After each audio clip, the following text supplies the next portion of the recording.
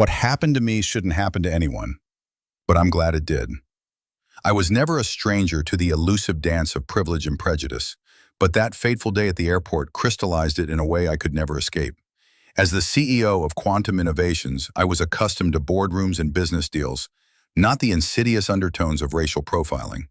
Yet there I was, watching my son Jamal, a bright young man with a Harvard acceptance letter in hand, being singled out for extra screening while others breezed through without a second glance.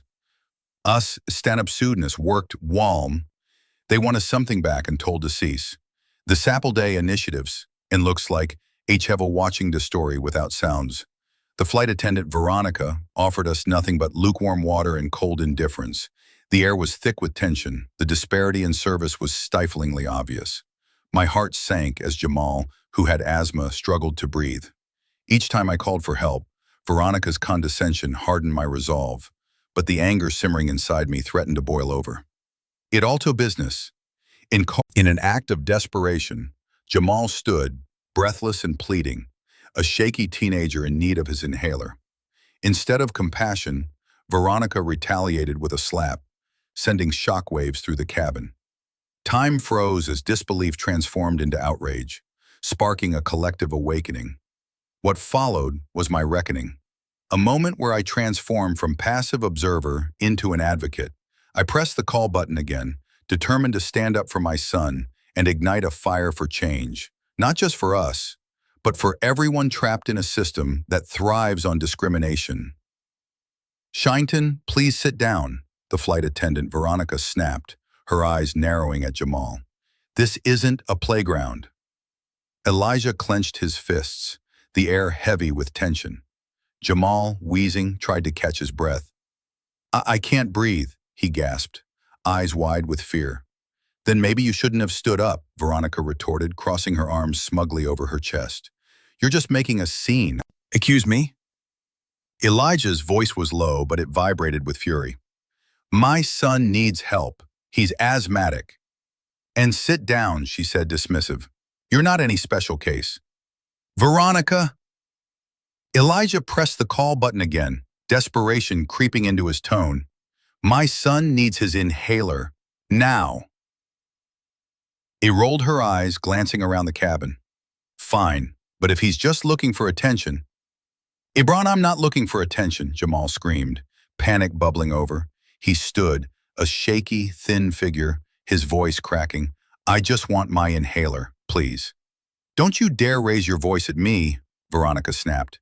In one swift, shocking motion, she slapped Jamal across the face, a brutal crack that reverberated through the cabin, silencing even the chatter of idle conversations. Blood trickled from Jamal's lip. "Mom! Dad!" Jamal collapsed back into his seat, gasping, eyes wide with tears of humiliation and disbelief. Elijah's heart raced, a fury igniting within him. "You just assaulted my son!" he bellowed, pressing the button again, now filled with purpose. The other passengers stirred, disbelief melding with discomfort as they witnessed the utter imbalance of power, their sympathy rising for the little boy caught in this debacle. Cameras popped out, capturing every second of the injustice. A nearby passenger whispered, "This isn't right," her voice quivering with anger. "Keep your hands off him," Elijah warned, standing tall, staring Veronica down with the weight of his authority echoing in his calm demeanor. "You'll regret this." Elijah leaned back in his seat, a thin veneer of calm masking the tumult beneath. Jamal, his son, fidgeted nervously beside him, his fingers twisting the seatbelt as they awaited takeoff.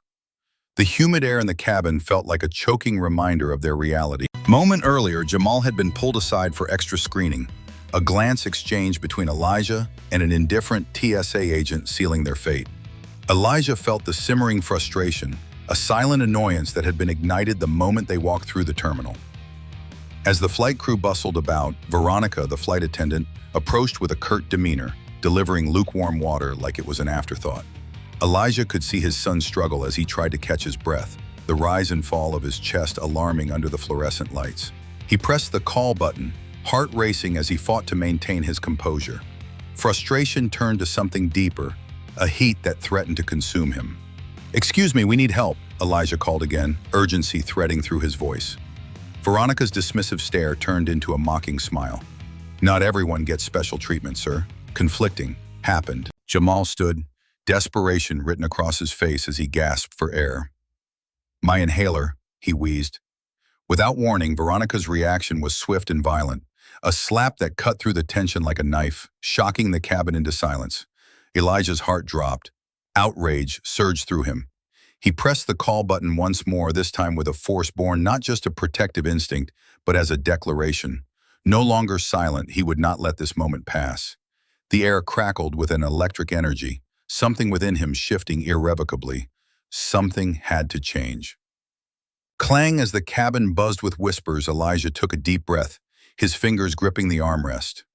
Jamal, it's okay, he said, his voice steady. The chaos around them suddenly felt distant, the adrenaline sharpening his focus. He glanced at Veronica, her face now flushed with uncertainty as she backed away slightly. Dad, I can't breathe, Jamal wheezed, his eyes wide with fear. Elijah turned to him, his heart pounding. Just hold on, we're getting help.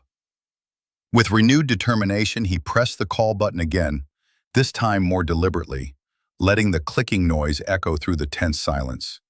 Excuse me, is anyone coming? Elijah called out, his tone calm but firm, drawing the attention of nearby passengers.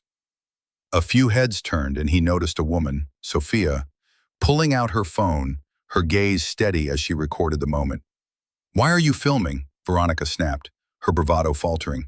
For evidence, Sophia replied, her voice unwavering. Around them, murmurs of agreement rippled through the cabin, passengers sharing nods of solidarity. Everyone knows what just happened, Elijah interjected, standing taller, his voice carrying authority. You don't get to spin this. Veronica opened her mouth to retort, but Elijah pressed on, feeling the power of the room shift. You can't treat my son like that.